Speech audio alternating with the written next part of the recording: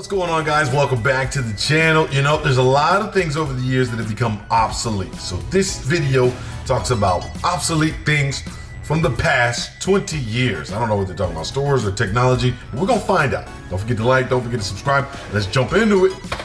Do you remember the anticipation of waiting for your film to be developed? Not too long ago, 1 hour photo labs were the go-to place for dropping off your precious photo memories. Cameras once needed film to take pictures, and once all the shots were taken, you could drop it off to be developed. The photos would be returned in those photo envelopes, and that's usually where they stayed until you added them to a photo album. With digital cameras and later smartphones, the need for instant prints has dwindled. Nowadays, we snap photos with our phone and usually only share them on social media, making 1 hour photo labs a faded memory. Completely. There was once a time when you would use the newspaper to search for needed things. Flipping to the classifieds and circling jobs or scanning for that perfect used car was how we did it. From finding a date to advertising a garage sale, the classifieds had a little bit of everything. The internet and the emergence of online platforms like Craigslist transformed the classified ads landscape. Nowadays, we can Google and post things on Facebook Marketplace to find pretty much anything we need, making newspaper classifieds a thing of the past. Marketplace just took over even Craigslist.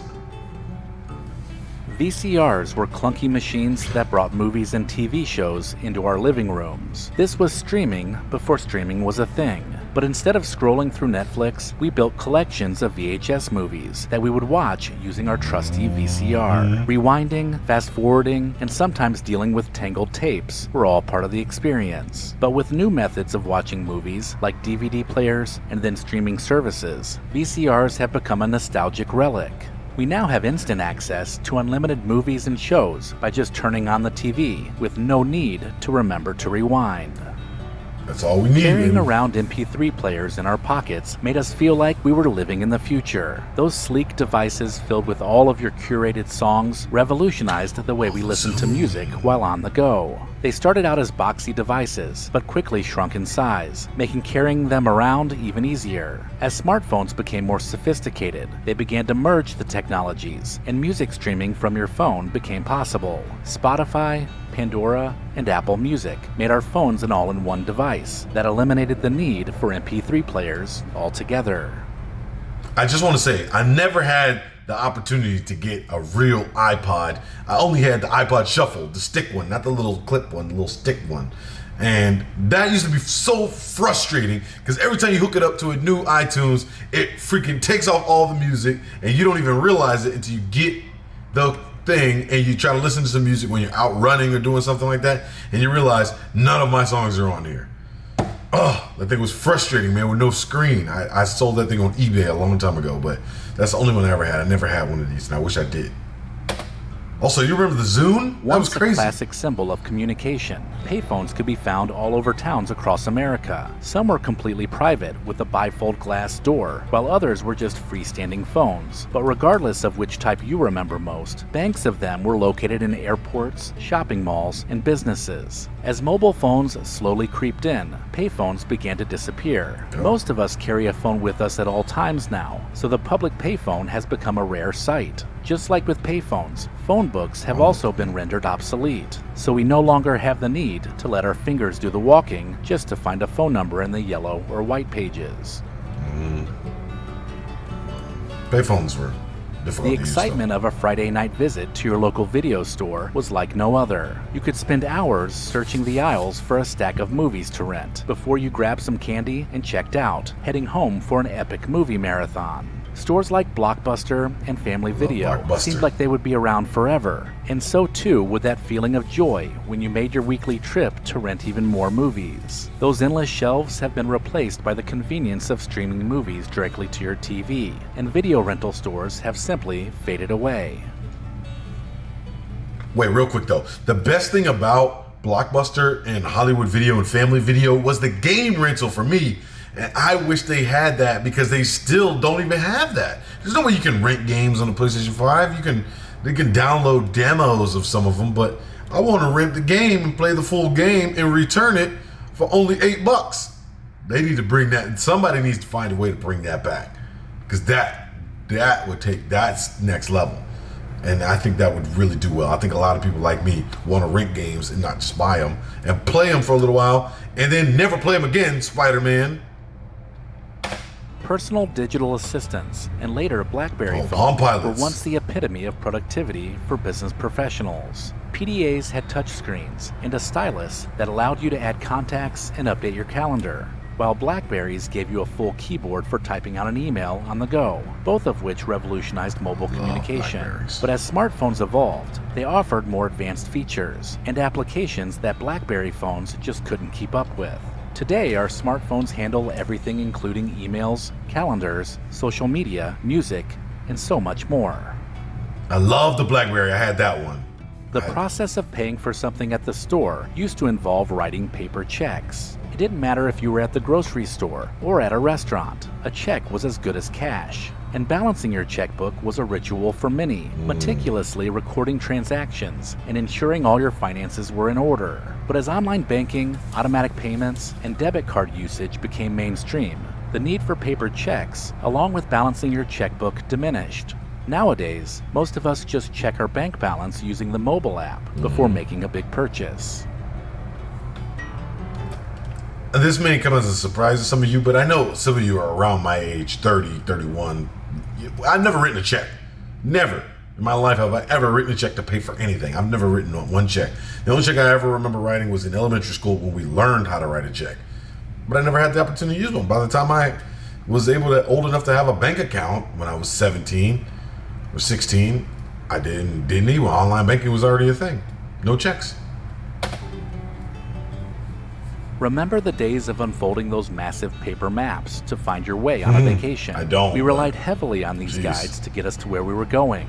Later, as the internet emerged, many of us began printing out step-by-step directions from the website MapQuest, which was the first step in replacing actual paper maps. Then there were the GPS systems you could buy and plug into your cigarette lighter, before digital maps and directions were packaged up in easy-to-use apps on our phones. The era of paper maps is now gone, as we now have real-time traffic updates, turn-by-turn directions, and even voice guidance, all in the palm of our hands. MapQuest. Good There was times. a time when waking up to an alarm clock meant hearing only an annoying beeping or your favorite radio station. Setting the old-school alarm clock was a familiar routine for many of us. That is, however, until cell phones added the feature to their lineup. We now have alarms that can be customized with sounds, waking us up to our favorite song. And we even have sleep tracking apps that optimize our rest. Oh, Alarm look at that clocks one. have become I remember way that one. more than just an annoying sound that we dreaded each and every morning. I still have an actual alarm clock too, just so you The know. days of landline telephones that plugged into dedicated phone jacks in your house have also become a thing of the past. The jacks may still be there, but it's unlikely you still have a phone plugged into it. Nope. Touch-tone phones hanging on the wall once meant anticipating a call from a loved one that might rack up hefty long-distance fees. Many of us waited to call until after 7 p.m. to get a cheaper rate, Or but after 9. long-distance charges were a real concern. It's hard to believe that today we don't even consider it. We now stay connected with friends and family with unlimited mobile plans that cover it all, without the headaches of those extra charges. I used to hate those cords.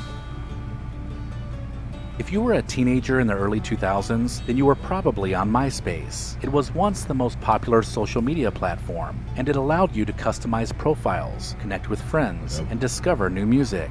But as Facebook evolved, MySpace was completely left behind, and eventually abandoned. For some, it still holds a special place in their memory, but for others, it is a laughable precursor to more modern social media. MySpace was so cool though. The music and everything, MySpace was awesome. Remember when Netflix used to mail you DVDs? Long before they became the leader in streaming movies and TVs online, Netflix offered DVD rentals that were delivered straight to your mailbox. We eagerly awaited the next movie from our queue, and quickly watched it before putting it back in the mail so another one would be sent. As more movies were added to Netflix's online library, the need for physical DVDs became less popular. People wanted to watch things on demand, and grew tired of waiting for them to be sent through the mail. Can you imagine? The concept of the family computer was still a real thing in the early 2000s. It was common for households to have a shared desktop computer that everyone took turns using for work, school, and games. Whether it was browsing the internet, playing a game of Minesweeper, or chatting with friends on AOL Instant Messenger, we all remember when we had to share that one computer. Now everyone has their own device, starting from a young age, as tablets have become the gateway to a smartphone early on. The need for a shared family computer has been just another thing that has become obsolete within the last 20 years. I just want to say this real quick. And if my mom sees this video, Mom, I'm sorry. She doesn't watch my YouTube channel anyway.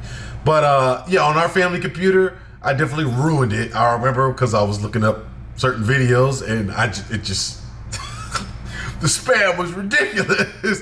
As soon as you turn on the computer, like it's boom, boom, boom, boom, boom, boom, boom, boom, like 50 videos and just, you know, all kinds of stuff. But yeah, I remember ruining the computer. So yeah, sorry, family. Let me know in the comments if I missed anything, and maybe even consider supporting the channel over on Patreon. Amazing. That is funny to think about because yes, there's a lot of those things that we no longer use. I only really knew one person, my friend's dad, who used the Netflix DVD actual subscription, but other than that, I never knew anybody that did that. So if he wouldn't have did it, I wouldn't even have known it was a thing. But I remember GameFly. They didn't talk about that. That's like a thing like the DVD thing that had video games, and you could rent video games, and then they got the GameFly subscription, and you could just, you know, it was crazy. Never had it though.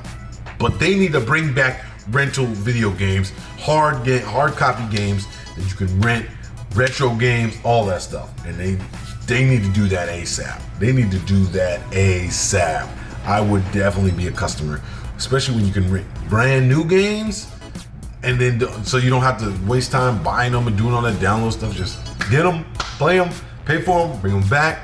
Oh, come on, somebody invent it for me. Let me know where it is, guys. Which one of these things did you use? Which one of these things do you miss? Let me know in the comments, and of course I will see you right here in the next one with your boy Justin DTV.